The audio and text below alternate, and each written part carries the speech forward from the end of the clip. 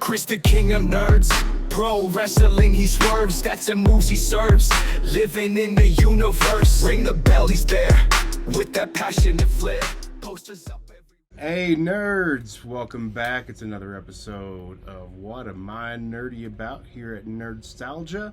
We got Fonte Flame, we got Joe as always, joined by an extra guest, so we got John hanging out with us. What's up, everybody? Glad to be back.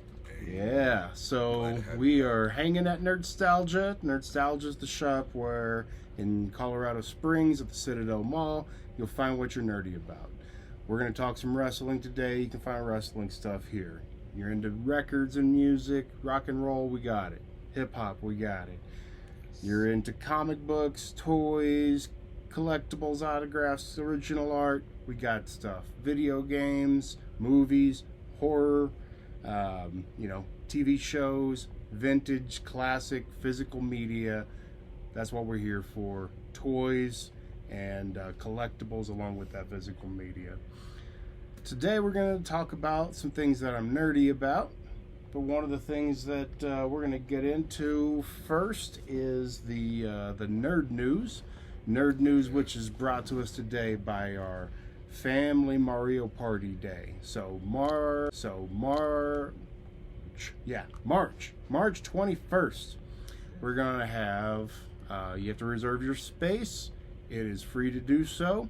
But you will, we're going to give you 90 minutes. We've only got a limited number of spots. You can come in, reserve your space, full game of Mario Party. So have a blast with that.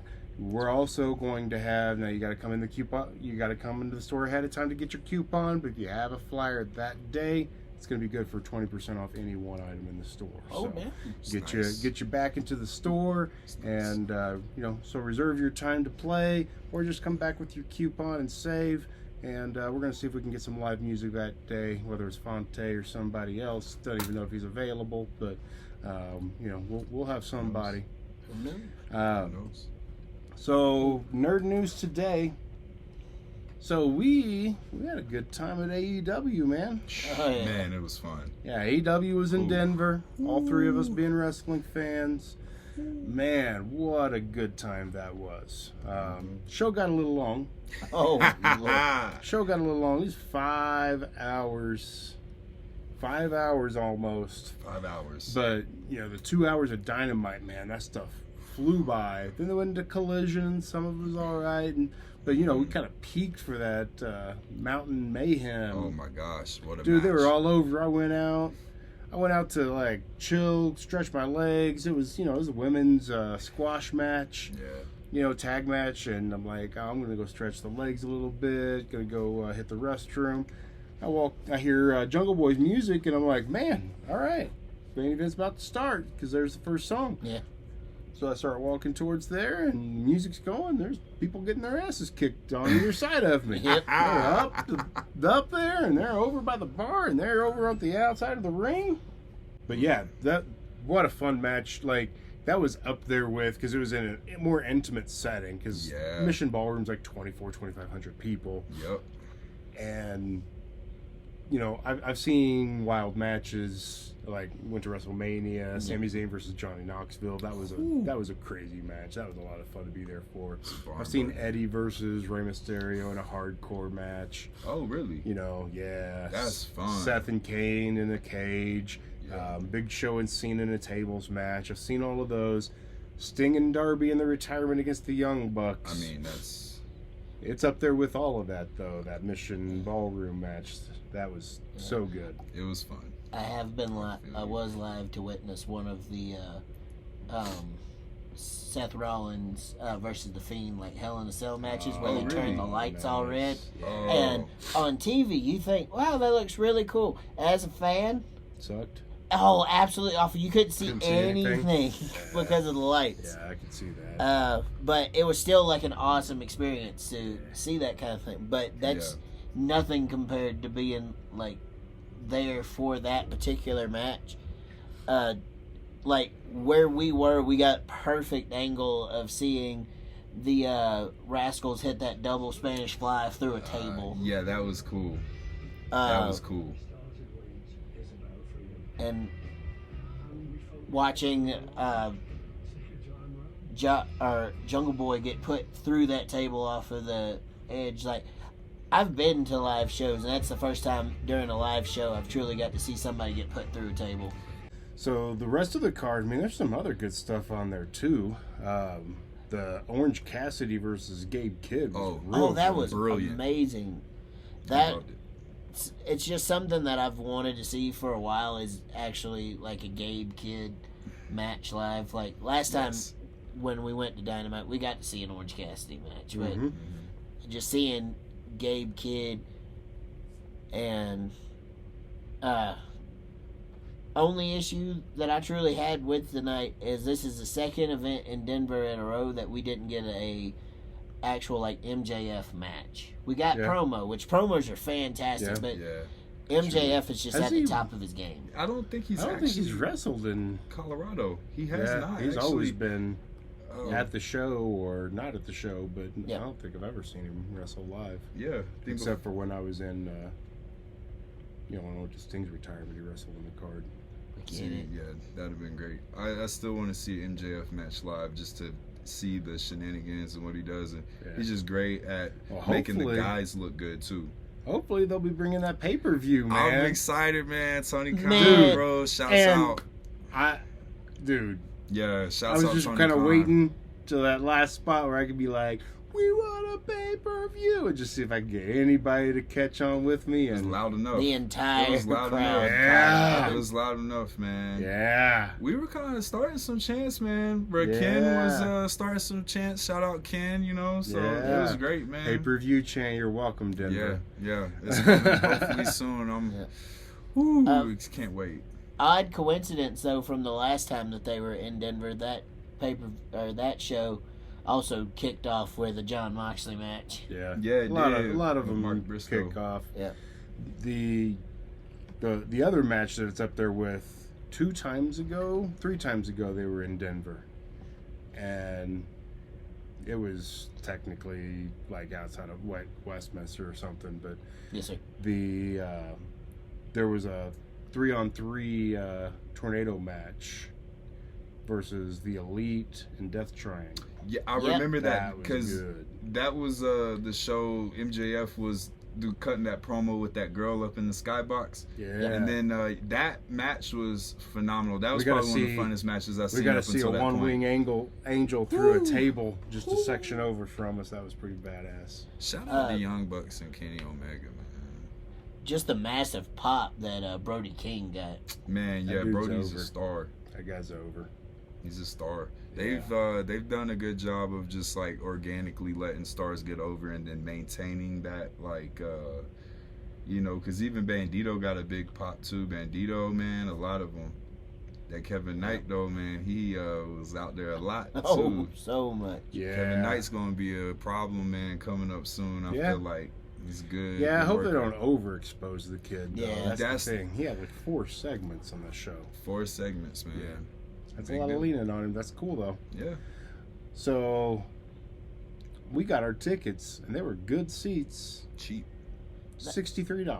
And that's the great thing about, like, Mission Ballroom, though. There's not a bad seat in that place. Not a bad seat at all. No, we got if you're in the technical nosebleeds, you're good. Yeah, like, last time, me and my buddy Leonard, shout out to Leonard, last time we went, we sat right in the middle of the dang hard cam, and we were on TV the entire show. I love that, man. Yeah. That's lovely. Yeah, we were there early enough to do that last time, but man, we were way back in the line by the time we got up there. Denver traffic was something. Yeah, by the time me and Leonard had made it there, doors had already been open for like a half hour. Yeah. Oh, shoot. Yeah, well, that's as close as we could get when we got there. We were way down the line. Mm-hmm. So, on the flip side, they've got WWE tickets, man, and we're talking $830. Yeah. For the nosebleeds. That's not an average ticket. That's the cheapest price of admission for 2 nights. Yeah. That is outrageous. It's a problem. It's outrageous. It's a very outrageous thing. This is what happens when they're all about the shareholders, maximizing that dollar. Look, you got to quit thinking about maximizing dollar year over year. Maximizing dollars means you're going to have year after year after year of profit. Like, truly. Jeez. Like, you go driving stuff into the ground by oversaturating, pricing people out, pushing people away, man. It's going to kill the industry. 100%. They already are the number one show, you know, and not any disrespect to AEW, but it's no debate that WWE has always been number one. So they're already on top of the world. They're already doing the international traveling. There's no sense to have WrestleMania tickets be like $800. Now, I've seen where they recently lowered the pricing, but it's still, you're paying about $300 to $400 for the nosebleeds. Now, that's a big stadium. Yeah. Plus, there's no clear direction on a lot of the stuff. No. I mean, we're gonna have Liv and Stephanie Vacour. Yep. We're gonna have CM Punk and Roman Reigns. Yep. Everything else is hypothetical, man. Very. And it's I know I've seen stuff where they were talking about the card shifting, and it's like it's getting to a point where, because AEW is heating up and firing all cylinders, WWE can't afford to just rely on being WWE. They have 100%. to start getting a little bit more creative. Yeah. They got to. Or, you know. Yeah, I mean, it wasn't 6 years ago AEW made WWE kick their ass into gear because they were too creatively bankrupt. I mean, and the way that I'm looking at it is, I mean, while we're filming this, tomorrow night is the Elimination Chamber. Yep. And is there truly any contender in either one of the Elimination Chambers that we truly would want to see in another I think we're gonna go I think they're gonna go with Rhea Ripley and Jade Cargill. Yep. Get that belt off to Jade. Man, she's a flop. 100%. And she's too green. Sorry, man. Sorry. Should have gone through NXT. Should have worked her way up. Just thought she was hot shit. Well, it's because when she was in AEW, she had three matches, and then all of a sudden she is the TBS champion. Yeah, completely different thing. Yeah.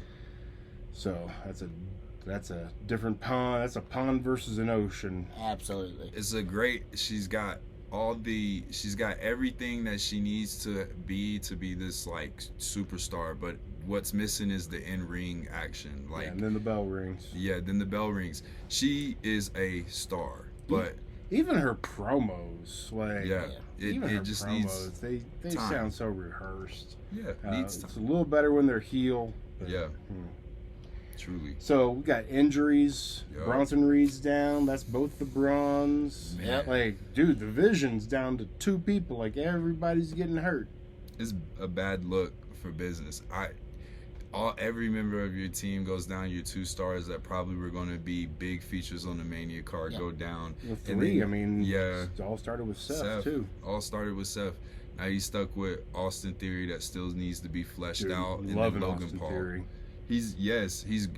Bro, they're on the right track with rebuilding Austin Theory. Oh, yeah. He just needs that more time. Logan Paul, we'll see what happens with him. But Yeah, they put him in the Elimination Chamber. Or no, he was wrestling Fatu. Yeah, he's wrestling Fatu to figure out. But Bronson was supposed to be in the chamber and he got hurt. Speaking of hurt, man, Penelope, she just came back from injury, and then they had to switch the finish on that match. And no offense to Penelope Ford or anything, but she's injury prone. Like, seems that way, man. It really seems like her time that she's been in AEW, she spent more time on the shelf than she has actually in the ring. Man, some of the women's bodies aren't made for that, man. That's what I felt about Riho, and really even Mercedes Moné. I don't think she's got the frame for it. No. Respect to what they do, man. It's just I feel like that was just an unfortunate incident, and it's like you could kind of tell, like, after she ain't really get down, like she ain't really she ain't really get up, it just looked like it just, you could see it in her face when they zoomed in real tight on the camera. It was like, she's in pain, man. Yeah. You kind of saw her after when like they did do the interference and she made the jump in there, because obviously it was confusing, because it's like you're in a title match, any disqualification, you don't win the title, so it was kind of odd. So it did make you question what actually went down. And well, and like for us as people that were at the show, where we were sitting, we couldn't tell what was going on, because she's over there by the stairs on her corner, which is opposite away from us, so we couldn't truly see what was going on. And man, I saw earlier where people on the internet were trying to say that it was all Harley Cameron's fault, that she didn't catch her properly and all that, and it's led to Harley Cameron having to drop her Twitter. Those people don't know what they're talking about. 100%. They don't know, And that's sadly, that's part of wrestling culture nowadays, is the people on the internet that think they know what's going on and how the show is supposed to be and all that stuff, and they think that their opinion matters. If I've learned anything from years of studying and thinking I knew stories behind the scenes and hearing real stories behind the scenes, y'all don't know. Yeah. But at the same time, you also got a master education from Wade Keller. And then, so, you know, you gotta take, when people comment on folks getting injured, that's like terrible. I feel like it's a poor taste, because like it is, like, regardless of what people think is scripted or whatever, it's still like an art form and a sport. Damn near. I mean, it's very physical. You know, we've been up close at shows seeing how physical they can get. I've personally have seen it up and close, just, you know, growing up, just being around it. So, you know, it's sad when folks get it. You never want to see it. So we wish the best of Penelope for sure. Yep. So Mortal Kombat 2 trailer dropped. That's a big nerd movie. Woo. Yes. I think, you know, between Street Fighter having the more fun, serious tone, Mortal Kombat having the more like martial arts tone. Yeah, man, it's a fun year for some video game fighting movies. Yeah, I was telling Leonard Wednesday on our way back that the Mortal Kombat 2 trailer had dropped, and I was like, he was like, they're making another one? I'm like, yeah, and they're gonna have Carl Urban. And before I could even say that he's Johnny Cage or anything, he was like, as Kano? I'm like, no, they already did that. He's like, Kano, he would have been great. But you have him, but I'm like, yeah, he's already Australian, I get it. But no, they already had somebody else be Kano, so he's going to be Johnny Cage. Yeah. Johnny Cage, he looks really good as Johnny Cage as far as, like, I think he's going to pull it off wonderfully. I mean, I like the animated flicks where they have Joel McHale from Community.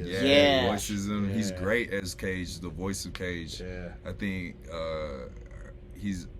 in the movie, man, Johnny Cage is probably going to be pretty hilarious, man. I mean, I think using Carl Urban, and especially the way that everything is looking, the way they're going to do it, it's the way Johnny Cage is portrayed in the video games. Yeah, truly. He's that, like, Chuck Norris. You can even throw Steven Seagal in there a little bit. That style of martial artist that, especially towards, like, the later ends of their career, where they're, like, still trying to go in there and, like, kick everybody's butt and all that, but you can also tell, like, whoo, good thing this is a movie, because that's got to hurt their back. I did see them doing some motion capture on Kenny Omega to add him into the Street Fighter 6. That would be great. Oh, that's already, like, there's tons of footage of that. He's the motion capture for Alex, and he's not only did he do the motion capture, but the V trigger is going to be in the game, and the one-winged angel. Yeah. I want to hit somebody with a V trigger on the Street Fighter 6, man. That'd be so cool. Like, I think it'd be cool, like, later on, if, like, they just threw in, like, a DLC patch or something like that, a way to, like, customize Alex to, like, be in Kenny Omega gear. That would be kind of tight. Have them have, like, the whole Sephiroth thing going on. Yeah. That'd be pretty sick. Well, they kind of went on with the Sephiroth thing, because when, in the video of it, when they're doing, he's setting up the one-winged angel, the one wing pops up behind him. That's so sick. Yeah, no, that's gonna be sick. That's gonna be cool. Haven't seen it yet. I don't think any of us have, but Scream 7. Scream You've 7. seen it. You can comment below. What'd you think? Yeah, I'll probably wait till it, hits on demand at home. of course. That's kind of where I'm at with it too. Ain't got time, man. I'm gonna start getting Wednesdays off. I can go hit up a theater on a Wednesday if I want to. But I'm waiting on it to hit online, but during the Scream 7 showings last night, they started putting teaser trailers for the new scary movie, okay, yeah. and this one's gonna be like the original cast from like the first 2 movies Okay. in it. So It's gonna be tough. Can't wait for that. It's gonna be a good year. And then, man, this news, nerd news, is gonna hit everybody whether they know it or not, man. Yeah. Paramount is buying Warner Brothers. yeah, it's They gonna be increased wild. their bid. Netflix bowed out. I don't know that Netflix buying Warner Brothers is going to be great either. no. No, I was actually hoping that Like that for may physical go through. media, Yeah. Netflix doesn't do physical media. Yeah. Warner Brothers had a great physical media game. Did a lot of good steel books. Were involved with Movies Anywhere, so you could transport your library to place, where Paramount didn't subscribe to that. Yep. Man, it's gonna, like, you have less room for new ideas in filmmaking because you're taking 2 of the largest studios and pairing them together. Man, it's a big loss. And then, man, I don't want to go too deep into politics, but they already own CBS News, and now they're going to own Turner and CNN. And Yeah. Yeah, man. dude, that's a lot of power. It's monopolization, and it's not good. No, it's really not. I mean, it's I know you Riot. Control the narrative. We're up on YouTube, man. YouTube's the place you got to get your real news. YouTube, you can't trust all of it, but you Yeah. can you can find your people to trust, and make sure they're trustworthy. Don't check them out.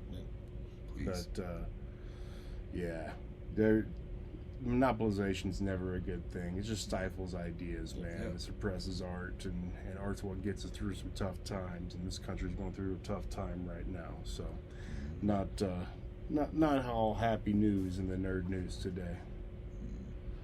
No. So, want to know what that's going to mean for AEW? AEW airs on Turner Networks. Yeah. And HBO Max. HBO Max. It's now going to be owned by Paramount, which has the Paramount Plus. Are they going to migrate to that platform? Is there going to be 2 platforms? Yeah. Are they going to cancel it? Like, Warner Brothers has like a 10% ownership into AEW too. So Well, technically, Paramount, are they buying out that 10% of AEW? Like, man, there's a lot of questions right now. It well, is. and a weird thing also with that is WWE's sister company, the UFC, is Yeah, already on broadcasting there. on Paramount now. Yep. So Yeah. TKO is probably gonna say, "Well, we'll give you some WWE content. You don't need that AEW content." And yeah. I mean, WWE's just grown to a bigger and bigger monopolizing organization. I mean, but at the too. same time, though, Paramount buying Warner Brothers and all that, and the fact that Netflix is having to bow out of it, I mean, what could that potentially say for the whole relationship with TKO and Paramount and TKO and Netflix? Yeah. Because they've got content on both sides. Yeah. I think those are very separate things, but yeah. Yeah, it's a mess. And people who work for some of these companies, man, half the people are going to lose jobs, man, which is not Yep. great for the country economy either. So, I mean, even past the whole country and the economy thing, it's never great to see people lose jobs no, and all that. Because you got to think from the perspective they got families to feed. they got kids. Yeah. So, well, hey, let's be on to happier things. And sometimes to be happy, and you're down, you need some energy, you need to pick me up, that's where Dubby comes in. We got John's gonna hold the Dubby right there. That's the energy supplement. You just take a couple spoonfuls, put some water in with it, mix it up. It's gonna taste good, and it's gonna come Show from it off, Vanna. it's gonna come from the coffee plant. So it's not gonna be sugary. It's not gonna give you a big crash. It's not gonna give you jitters. And what's fun about it is you can get the different shakers and cups and drinkers. That's the Free Ren, one of the characters from Free Ren. They also got to deal with Chainsaw Man. So, yeah, if you don't want the energy drink or you want both, they have different flavors that are part of the anime collab line. So, check it out.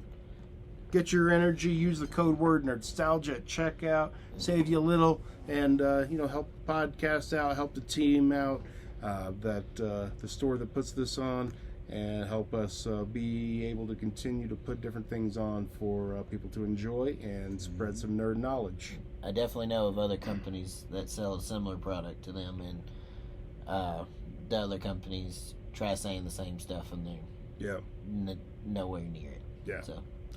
Yeah, I like how it works from the coffee plant, and you don't have to get all those sugar crashes and jitters. So. Yeah, that's nice. Well, we're here to count down today, all being wrestling fans, and I'm nerdy about wrestling. We're counting down our top 5 favorite title belts. So, if you read, I actually wrote an article for pwtorch.com. You can go to their opinion section. You can check the top 5 section in the opinions, and that's where I write a weekly column. Still got to get my column turned in on my trip last Wednesday to Dynamite.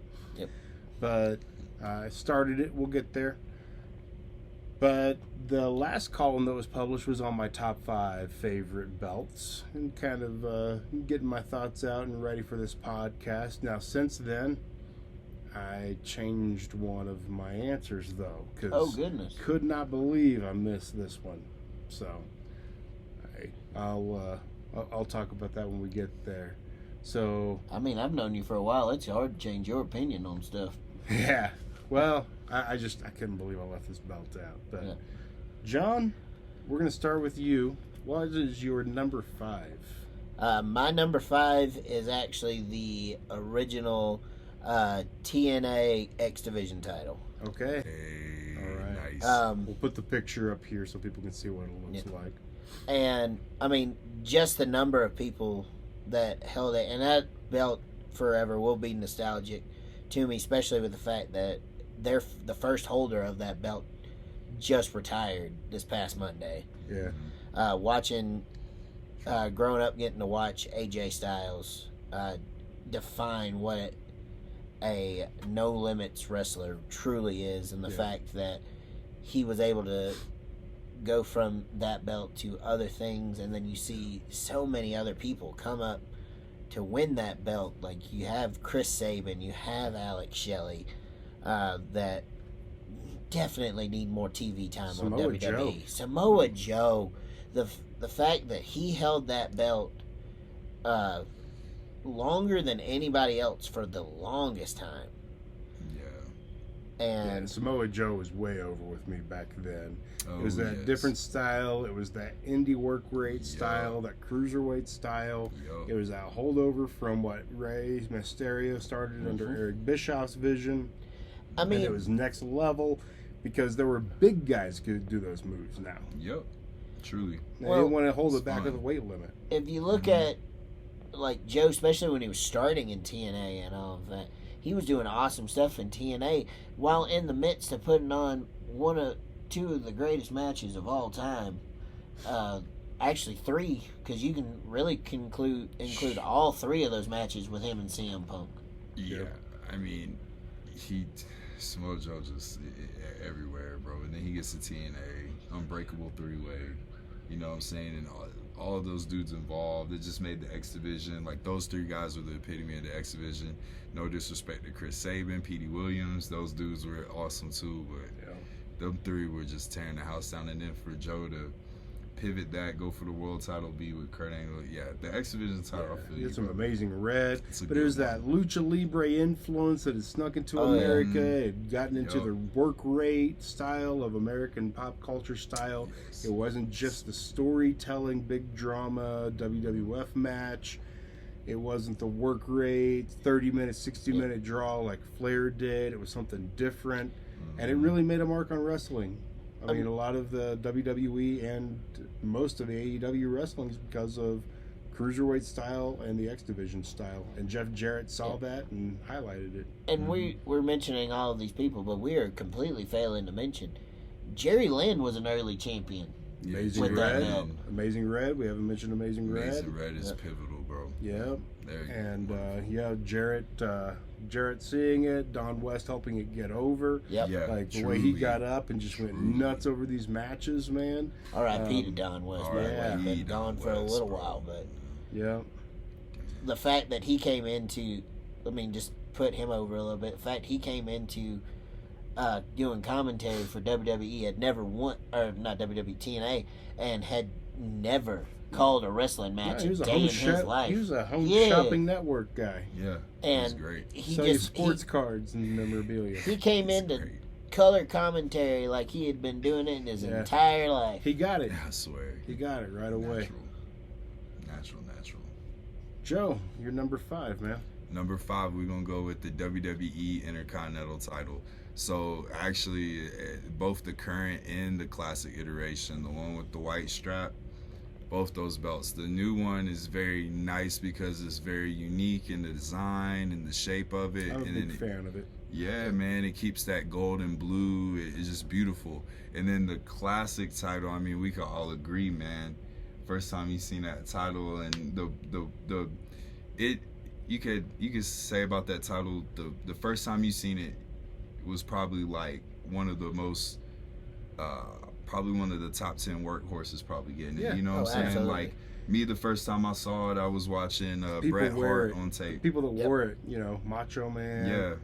Randy Michaels. Savage, Shawn Michaels, Razor. Bret Hart, Mr. Perfect, Razor Ramon. Bulldog. I mean, and that belt, especially the classic one, like you can Jeff even Jarrett. include all of the Jeff. different iterations of that belt where it was on Mm-hmm. a different color strap. Exactly. That design looked great on Exactly. any color belt that you put it on. Yeah. I remember they had it on the yellow one with the Ultimate Warrior for It WrestleMania wasn't really 6. the work, and that's Yeah. where it switches. So there's the workhorse belt, but sometimes it's the next in line belt, Exactly. and it was used as a next in line belt for Warrior. Exactly, because I there like was the- I no like- work rate with Warrior. Yeah.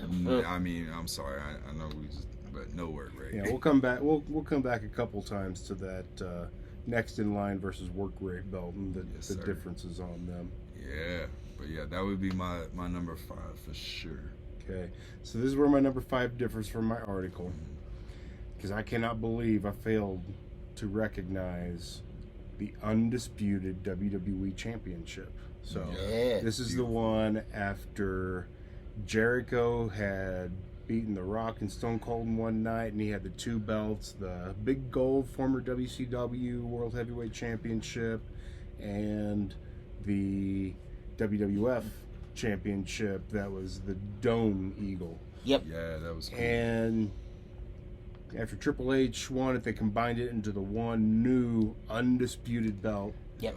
and that was supposed to be for the time where there'd be the one belt for both shows, and they gave another belt, brought big gold back. Yeah. That's the lineage all of. But I loved it, man. I had the eagle. It was like this gold and black, and man, it was just a sharp looking belt, Was. and it was classy looking.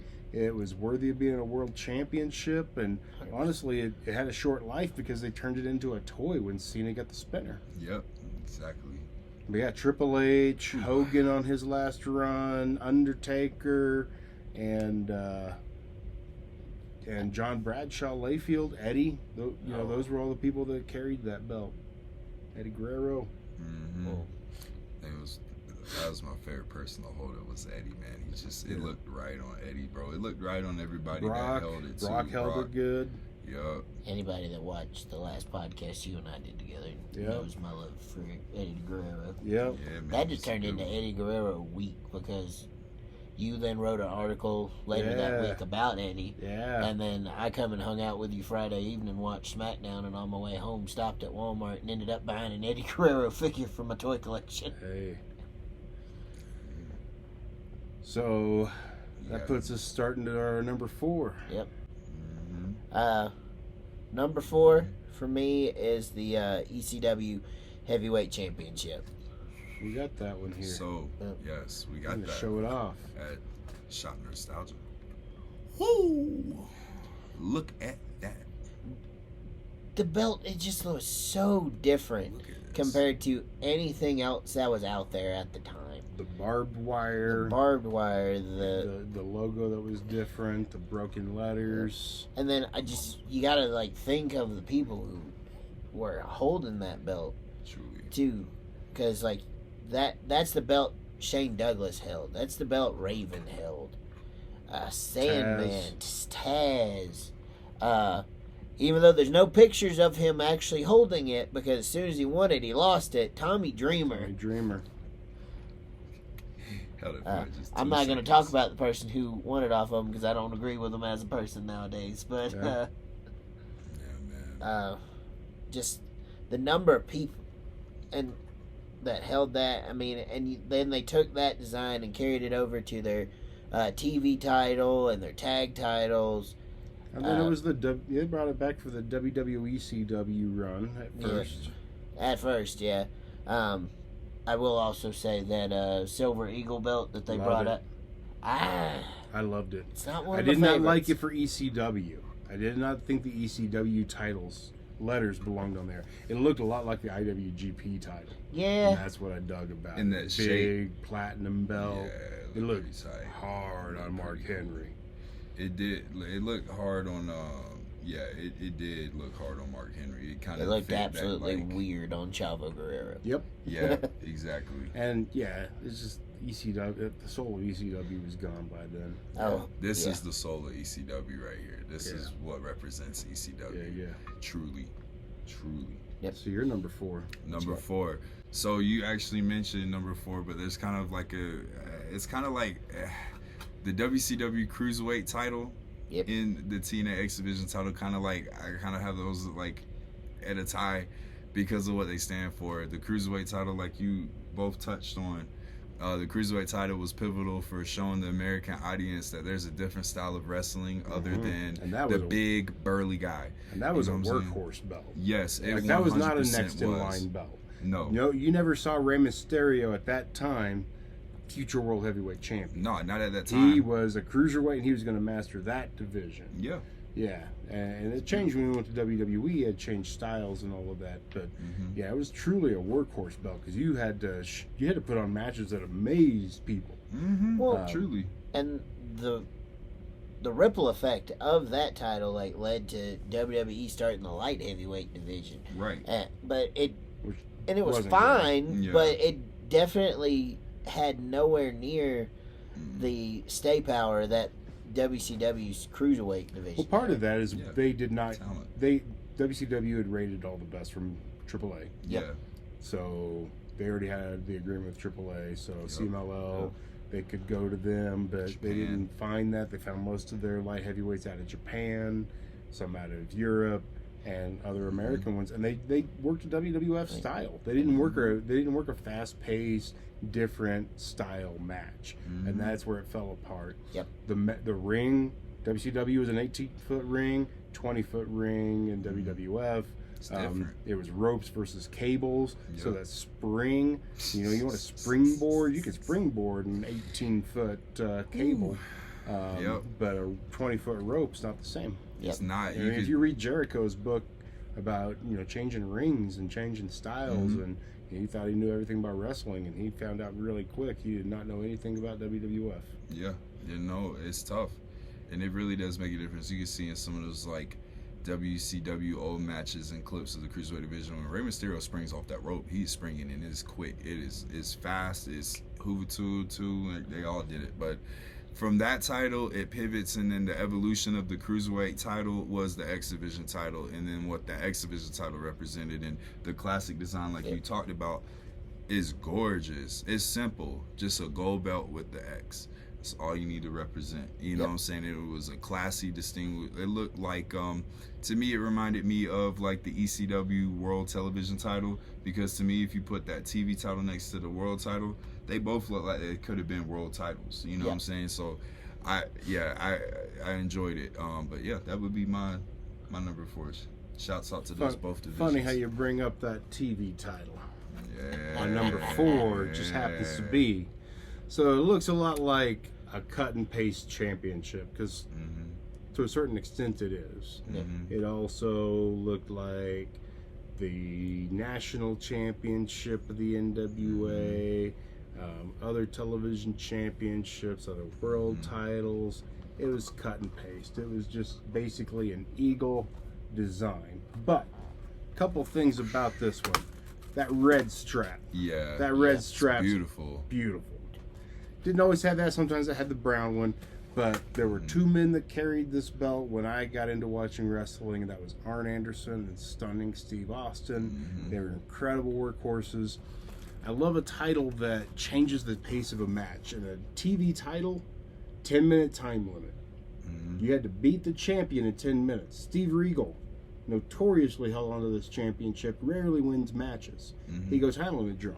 Nobody could beat him for the title. It wasn't about who was the better wrestler. It was about, could you beat the champ? So, and a couple things on this one. The belt here, as you see, it's got a satellite dish. When this was a thing in the 80s, you got your TV from one of 3 major stations, whether that was CBS, say ABC, NBC. Over here you got CBS or satellite dish. And then it's got the towers, the cameras, the ring. Yeah, just a beautiful belt. And television. This was back when the world title was the big draw on the big cards, and you had to go to the arena to see a world title matches. Pay-per-view was in its infancy, and then you got to start seeing those. But to watch the TV shows, it was all squash matches. Basically, it was an hour. You got 4 squash matches, some promos, and that 4th match will have 2 people you know. Maybe it was a tag team versus tag team. Maybe it was a number 1 contenders match for who got an NWA World Television Championship, or maybe it was the actual championship match.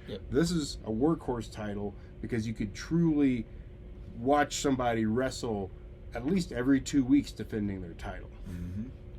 I mean, and when that belt was around, that's what that belt was for. It was it wasn't defended at the arena. It was defended on TV. And it was to get you to watch the TV show and give the TV show meaning, other than just a commercial for go to the arena or order the pay-per-view. Because like part of that's kind of how wrestling feels nowadays, is that you don't get like the big title matches anymore. That's what that belt was for, was the big TV matches. Like even AEW has the TNT and the TBS title. You hear that, and knowing the channels that are showing this company, and that's just a marketing thing too. That bothers me. You would think that belt's being defended every week. And sometimes it is, but most of the time it's not. And then it gets defended on pay-per-views, and then you got the TNT Championship defended on TBS, and that's just not. It doesn't make sense for the title. With those names, you would think the brand. They have too many singles titles as it is. National champion, continental champion, international champion. National championship looks like the belt you're holding. But no, you hear like names like the TNT title, you think that belt should be defended every Saturday night on Collision. Here or every other. You have a promo. You have him on commentary watching a number 1 contenders match. Next week you have the match. Next week he's on. The TNT champion should be on TNT every week. It should be the main title on the Collision. It should be Collision's title. Same as 100%. The TBS title should be. They got too many titles and they can't focus. Many things they're doing right now. They still have that issue. The titles is one. So number 3 for John now. Number 3 for me is the it's now the back to being the current belt, but the IWGP World Heavyweight Championship. Okay. Which version? You said the Current. One, the current one. Okay. Yeah, because they just went back to the one that. Big, funky, weird design, huge belt with like wings coming Oh, out they of took it. that away. That's not the that's belt. gone? No, That's the one I know. So they went back to the V4 IWGP Yeah, they went to- heavyweight title. Yeah, they not went back to the World one Innovation. that's like, it's the one AJ Styles held. It's the one that Okada held for the most part. He did hold that ugly winged thing. I didn't like that. That belt, honestly, the way that it was designed, looked like it was made by the same system that makes license plates, in my opinion. But V4, the version that they've just went back to, just the first time that I saw that belt and the way that they honor past champions with that belt by still having their name on that belt on the side of it. It's pretty cool. I love hockey. It's like, for me, that belt is like the Stanley Cup of wrestling belts. Yeah. Because of the fact It that is. they honor the past champions on that belt. And it's a way of showing that that they understand that where they've come from to lead to where they are now. Yeah. Mm-hmm. So it's just the main reason it's number 3 for me is just the fact that they use that belt to honor history of their company. It's a beautiful belt. You know, to be honest with you, that belt is actually my number 3 too. So I'm gonna pivot and switch, and I'm gonna switch to this: the All Japan Triple Crown, the original 3 titles. That to me, because you're right. Like the IWGP Heavyweight title is like the Stanley Cup. To me, that's like one of the most important current belts in wrestling right now. That, you know, if you are truly the best in the world, you will hold the IWGP Heavyweight title at some point in your career if you truly are the best. So, like, you know what I'm saying? It just there's no, you can't really pinpoint a champion that wasn't probably deserving of the title, or that wasn't a great wrestler. All Japan, like, Triple Crown, that was, to me, the IWGP Heavyweight title before the IWGP Heavyweight title. Like, the IWGP Heavyweight title, it was started as you won that when you won the G1 Climax, and it was a tournament. There's the IWGP Heavyweight title tournament. So, like, it wasn't really a traditional, like, defended every month, every week title. That All Japan Triple Crown, though, was just like, you know, you could watch All Japan in the 80s and 90s, and they were tearing it up, you know. So that title just represents, like, the pinnacle, the best of wrestling that you can offer, like, will come out of, you know, at that time period. That All Japan 80 scene was crazy. So I feel you. Those titles are just very important. I gotta say this because you mentioned the G1 Climax and all that. Tony Khan quits trying to say that the Continental Classic is the most prestigious wrestling tournament that there is. It is not even on the same level of Best of the Super Juniors. Best of the Super Juniors is awesome. Absolutely. 100%. But oh my gosh. When you're trying to say that your company's tournament is the greatest in wrestling today, it's not. Because people pay attention to your Continental Classic because it's on TV every week. But there's people that are going online every day checking to see where the rankings are during the G1 Climax. There are people that are going online every day having to check where the rankings are for the Best of the Super Juniors. Oh yeah, that shit. It's yeah. And I say that with my chest looking directly at the camera.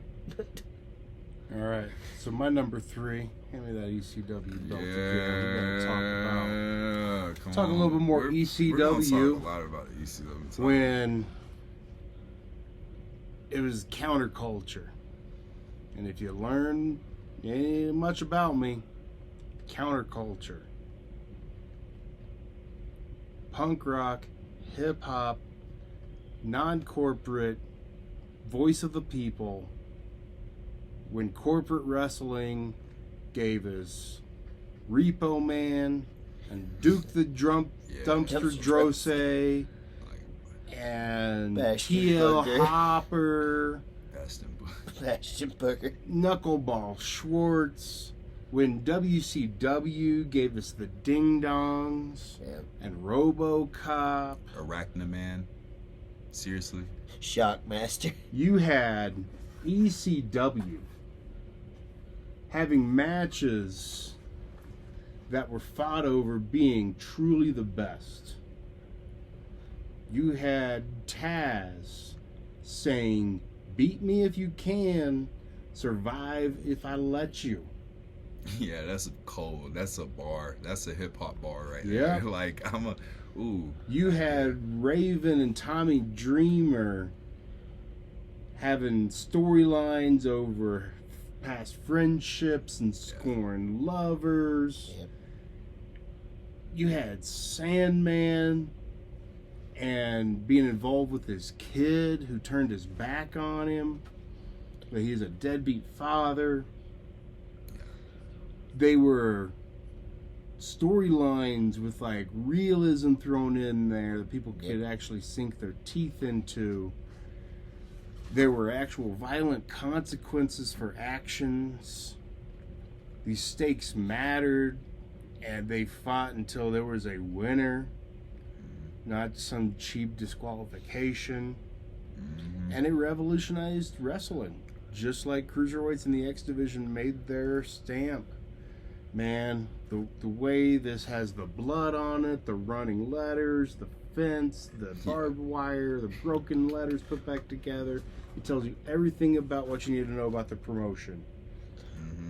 I will say this. So Beautiful. we've brought up multiple times like the Intercontinental, the Cruiserweight title being like workhorse championships. ECW, there was no such thing as a belt that wasn't some kind of workhorse Yeah, champion. that's very true.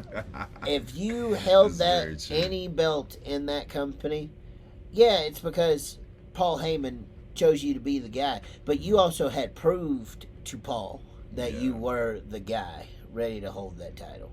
So number two. Number 2 for me is I flip-flop on this all the time, but today I'm going to go with the AEW World title. Beautiful yeah, belt. it's gorgeous. It is an absolutely gorgeous belt.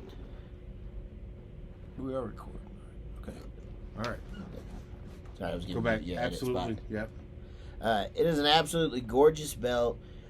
From the moment that they introduced it, having Bret Hart be the one to show that belt off the first time. And, I mean, there's not a single match that they have had for that belt that I feel didn't warrant just how that belt needs to be defended, for the most part. Rather, it's heels pulling dirty tactics to win, to can keep their championship, or it's that babyface finally winning that belt off of the heel. Yeah. They have protected the belt pretty well. Yep. I didn't like the D-Riders hiding the belt, having it in the case. Oh man, Absolutely. I not. enjoyed it, but that's just me. That's just me. I'm a little weird. Yeah. See, and that part was kind of odd because if you're going to have your belt held up in a briefcase like that for as long as they had it, I mean, I'm glad that they didn't go this way, but it had a bunch of people, including myself, thinking that we were about to get a brand new design of their belt, and that was almost making me madder than the whole idea that the belt was in a briefcase in the first place. I just didn't think it worked to make anybody. No, The yeah. match with Hangman was brilliant, but then they took the belt right off of Hangman. They didn't have people lined up for him. It ruined the moment a little Yep. bit, and that whole holding the belt hostage was supposed to culminate in Hangman being the biggest thing ever, and then he Dropped it. Quick. Dropped it. I was okay, so this is my weird little theory on this, and this would be a quick sidebar. Me personally, I'm a little crazy with it. I would have had Hangman open the briefcase and the belt would have been destroyed. Yep. And then if you're introducing a new title, then introduce a new title, but make it way more expensive version of the current belt. That's the only way. Yep. But like that was like my little sicko brain, like being like that would be some like a cold way to end it. Like you get him, but then again, getting the actual image of him holding it up afterwards and what he portrayed the emotion, it was a great moment. So I'm glad they went that way with it. I think the only person that, because I agree with you, I think the only person that they probably like tried to really put on the next level was Orange Cassidy during that storyline. Yep. But Orange, like, I don't know what happened after. They should have kept him involved in the scene. But yeah, I feel you, man. But yeah, I was like, this is a little different, I like it a little different. Yeah, the only issues I've truly had with that whole run is it being held up in the briefcase. But I also love the fact that they protected that championship the way they did, because I firmly believe there's not a single person who didn't believe Kenny Omega was going to be the first person to hold that belt. And the fact that they let themselves have two champions before they got to Kenny Omega, that's protecting that belt. Because Kenny Omega, where yes, he is great, but you also sometimes need to go with the unpredictable and go with somebody else for that starter. Truly. They needed to put it on Jericho as the name. 100%. Absolutely. And then Moxley right after that. It followed. They've executed the lineage of that title, I think, very well. They protected that title very well. Yep. Yeah, a few more title changes than I think they should do. Well, Yes. Short reigns, but the Samoa Joe last reign, But I think, is we also have to remember that we're going with titles based off of looks for the most part. And the history of those belts is very important to it as well. That is just a beautiful belt. it is. It's gorgeous. So gorgeous. Joe. Man. So, yeah, man. It seems like we have a lot of similar interests in title belts. Can I see that ECW World title belt one more time? The last time we're going to talk about it, we might talk about some more. Who knows? But yeah, so this is my number 2. One of my favorite wrestlers ever. 2 of them, to be completely honest with you. Well, I mean, honestly, 3 of them. We'll put Rob Van Dam in there because he held it. Taz, Sabu. Taz and Sabu are in my top, like, 5 easily, probably top 3. Like, those are the ones I've always connected with. Sabu, there is some crazy in me that's always wanted to jump off some stuff. Let me tell you, Sabu spoke to me completely. Taz spoke to me too, being the undersized guy. People like to try you. Nah, Taz knew, like, his whole character was exactly what it needed to be. He and his journey to winning this title, everybody else that held this title, all the other iterations, Shane Douglas throwing down a certain title to tell them that this is a world title was super pivotal. Yeah, I'm just a big fan of their product, everything that they stood for. When they brought it back when I was growing up and they brought back the ECW brand, I was happy to see RVD have this title. I was so upset when Big Show won it. But in hindsight, if I was thinking about it, if Big Show was in the 90s, he would have been in ECW. If he was in ECW in the 90s, he easily would have been an ECW World Champion. Yep. Would he not? Like, he would have fit the bill perfectly. So, yeah, ECW World title. You're going to slide that back to you, brother. Yes, sir. So, my number 2, the WWF Winged Eagle. Woo. Just a beautiful belt. Yeah. The eagle popped out at the top of it. Wasn't just a globe, wasn't just a circle. It was unveiled in the middle of Hogan's big run. You know, it's when he actually lost his belt. The night he lost the belt to Andre, but it was weird circumstances with a twin, evil referee, the old Hebners. Yeah. And he got put in the tournament. But then you had Macho Man, Hogan, Warrior. And then you had Slaughter, back to Hogan. Then you get to pass it off to like your Yokozunas and Bret Hart, Shawn Michaels, all the Yeah. way until Stone Cold won it, and then they changed it into the Dome Eagle. Yeah. But More man, I fitting. love the Winged Eagle. Yeah. Such a classic belt. I had that title. That was the top prize for my wrestlers to win the action figures. Yeah, of course, always, man. That title is, you can't have that title be like a. That title does not look like a secondary title whatsoever. How it's just one of the most gorgeous. I agree with you, man. Yeah. It's so gorgeous. It's a beautiful belt. So, as you've seen, we've held a couple of these title belts up. So, we carry those here at Nerdstalgia. Yeah. If you're into toys that are wrestling, shirts that are wrestling, video games, and if you ain't into wrestling, I mean, I don't know why you'd be listening this deep, but we have all kinds of stuff you're nerdy about. Come find it at Nerdstalgia. Say hey, say you saw us on the podcast. Let us know what you're nerdy about, and let's reminisce. Mm-hmm. And as a wrestling toy collector, I will tell you, best wrestling figure selection in town. In the state of Colorado, I think. Absolutely. Yeah. So, yeah, I just try to be unique, and being a wrestling fan, try to carry all of that stuff. So, any honorable mentions real quick? Yeah, man.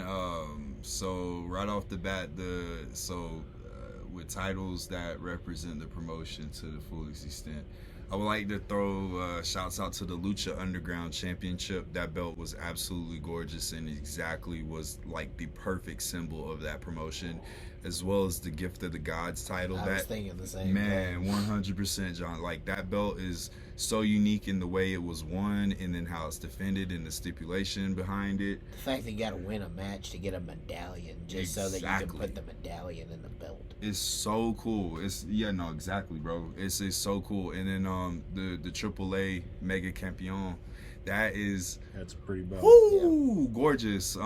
We talked about, the IWGP. I would like to say the Intercontinental title from the IWGP, the white strap, the Nakamura belt. Yep. It's beautiful. I wish they would bring it back, but also I will say the global title is 100% gorgeous too. That global championship is beautiful with the two lion heads on the sides of the belt. Mm-hmm. Those are sick. The WCW television title, man, I was a big fan of the GHC title. I really like that too, how it looked and everything. The Kenta Kobashi title, man. Yep. Not like the the Misawa. GHB championship. That was Bill Cosby's title. Yeah, the GHB title, no, we don't do that. GHC, though, we do that. And GHB, no, we get... Good joke. No. Can't be doing the Cosby stuff. I mean, if I make my honorable mention list, that was almost harder than making the actual list. Yeah. I got to put every ECW title that we didn't mention. Yeah, On That's there. mine. World Tag. My honorables is all the WCW titles that Oh, I yeah. didn't mention. Well, like WCW the World, EC the Big Gold, the Tag, but the WCW World Television that had the TV with the world inside the television set, that was a cool belt. Shoot. Like I loved the giant saw blade in the center of the ECW tag titles. Yeah. Man, what? Because and I will put this out there. There are belts that you look at, and there's like, the list of people that you can think that held these belts. You look at those ECW tag titles, there is one team that you think of, and that is the Dudleys. Yeah, Dudleys. I disagree. Dudleys. Because it was Public also Enemy. Public Enemy. Yeah, There's I get also the that. Eliminators. The Eliminators, yeah. The Eliminators are, whoa, bro. Those, the opener, the barely legal opener, the Eliminators, and the Dudley Boys, go back and watch that, Dude, bro. I like Danny Please. Doring and Amish Roadkill. Roadkill man. and Danny Doran was the overact, man. I Yeah. like them a lot. We man, the TNA Yeah, the titles. Dudleys are the most decorated tag Mhm. team, potentially the greatest tag team ever. Yeah. But I also, in that like you mentioned, the IWGP Intercontinental Belt. Yes, sir. I feel that you can also throw in the IWGP United States belt. 100%, bro. 100%. Cannot include their TV belt because that thing is weird looking. Yeah, the TV title is the worst belt in the New Japan lineup, but it still is unique. That orangish brown strap on it messes it up so much, in the fact that it's square. And there's nothing wrong with a square title, because that belt that Killer Cross is holding right now with MLW, that is also a gorgeous belt. Yep. It is beautiful, man. The MLW title's always been gorgeous. But I also would have to mention, I really liked the WWE Cruiserweight belt, because I just thought it was different. Which one? The one that TJP won. Yeah, that belt was. It was just The different, purple. and it was part of it was because they went with silver and black, and on a purple strap. And at that time, everything was. It felt very like cookie cutter at that time, because everything was on a black strap. Everything was pretty much gold. Mm-hmm. Except for that ugly ass red title. Yeah, there's so many beautiful titles. The TNA original, the when they stopped using the NWA title and they went to the TNA World Heavyweight title, that title is absolutely gorgeous. They should have never ever no disrespect to any of the other TNA titles, but they should never did away with that World Heavyweight title. I mean, there's one you can give disrespect to, because that Global Force Wrestling belt was absolutely awful. Yeah, it's trash, but they got like TNA's pretty much all their titles, their tag titles used to be very, very prestigious looking. Man, there's this one's obscure, but for what it stands for, the Big Japan deathmatch title. Yep. Because it's two light tubes, and that's exactly what they use on all their matches. It's two light tubes. It looks exactly what is advertised. You're gonna be seeing some crazy stuff. So that title's always stood out to me. Shouts out to the $1 Million Championship. That title, as a hip hop culture thing, that title is something that is talked about a lot. At this point, we've talked about more belts on our honorable mentions than our top 5. So I It was swear. gonna happen. we should move on Yeah. to John. Yeah. What's your top belt? There's many names for it. Yeah. The WCW Heavyweight Championship, Big Gold, the WWE Heavyweight Championship. The International Championship, NWA Championship at one time. Yep. Yeah, Rick Rude. And this is my top belt, because first time I remember seeing this belt, Ric Flair was holding it. Same. I remember Pro Wrestling Illustrated, the centerfold was Ric Flair wearing that belt. Mm-hmm. And seeing him hold this championship the number of times that he did, and seeing just how many, it goes back again to the number of people that held this belt. And we're not going to talk about David Arquette holding this, because that was a weird time. Kind of hard. Yeah, I know. But and then this belt, you think WCW is done.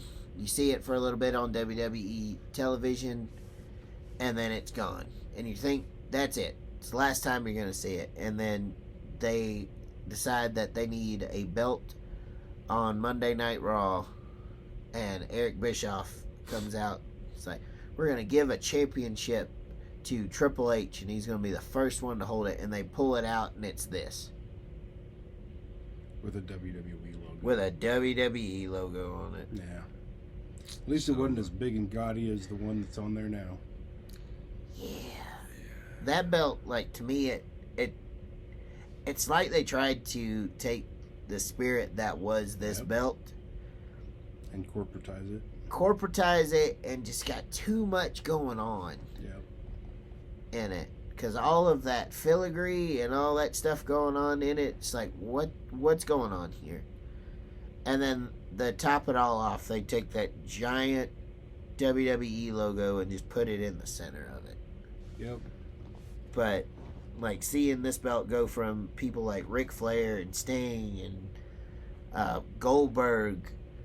I remember being a kid watching Diamond Dallas Page win this belt, thinking that it was never going to happen. And when it happened, it was as a young child, it was one of the happiest days of my life. Yep.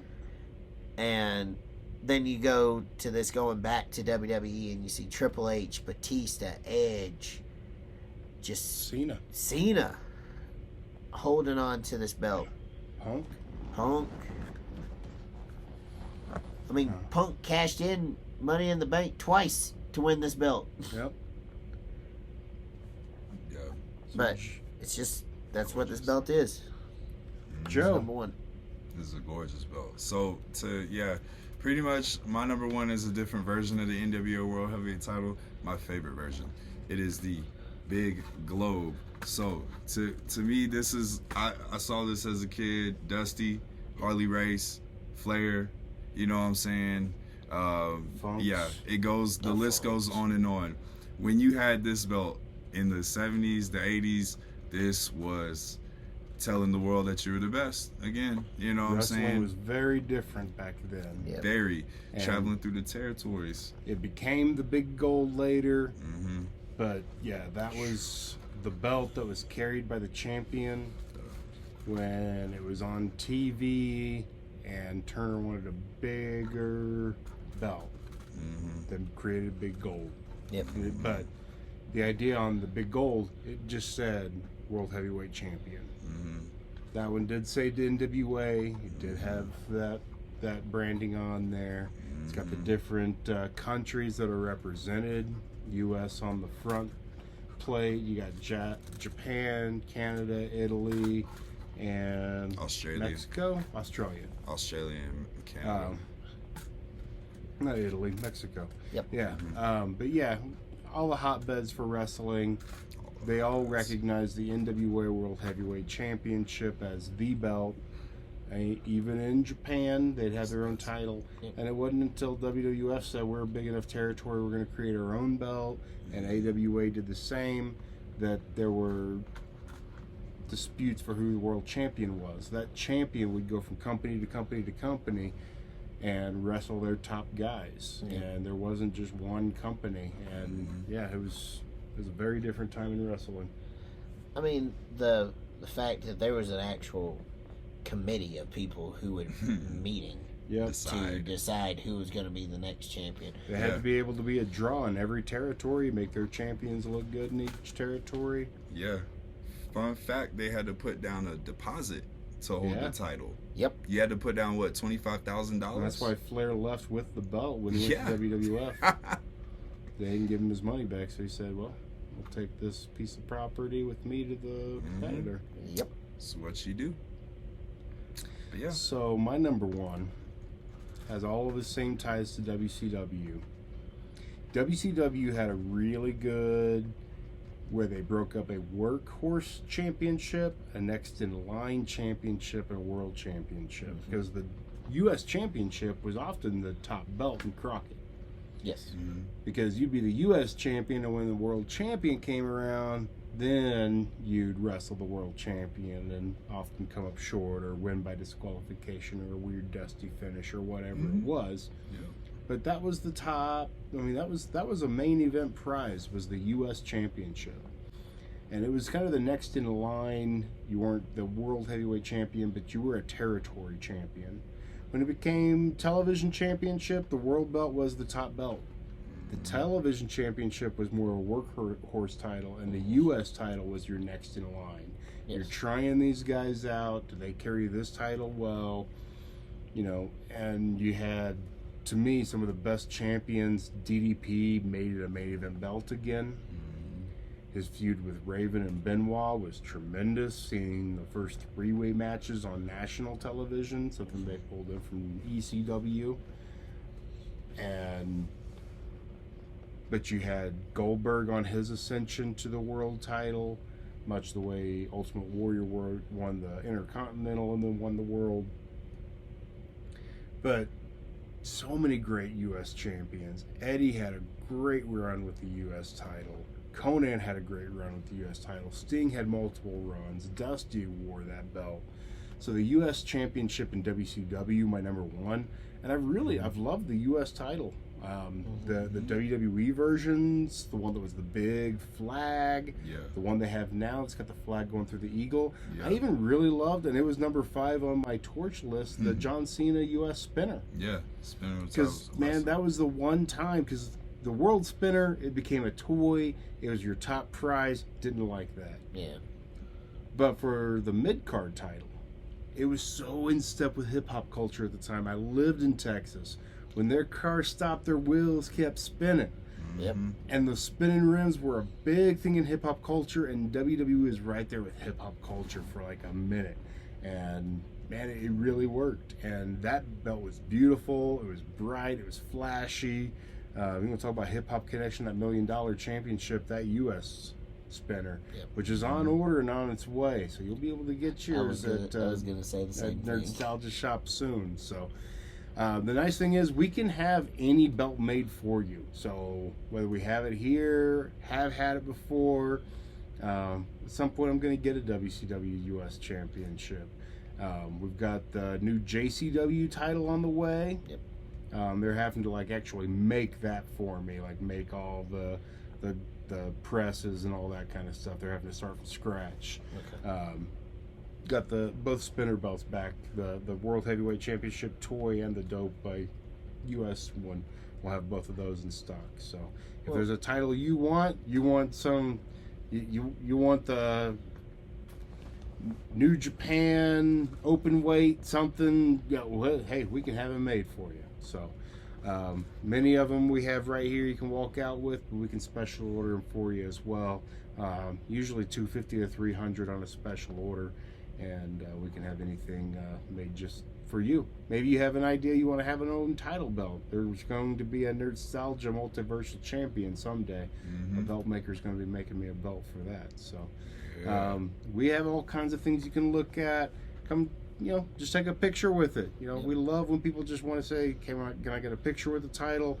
We see that tag on social, man. It's really fun to see people having a good time in the store. So come in, have a good time with us, and until next time, guys.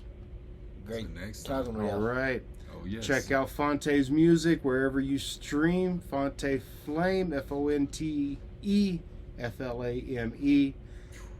And check out his latest EPs. Check out the store. And John, anything you want him to know? Shout somebody out. Nope, I got nothing. All right. All right. That's what's up. That's all right. All right. Thanks, guys.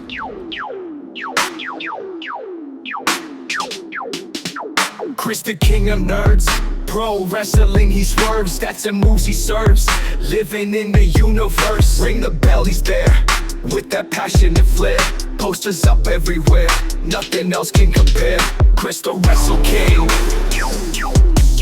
got that knowledge thing.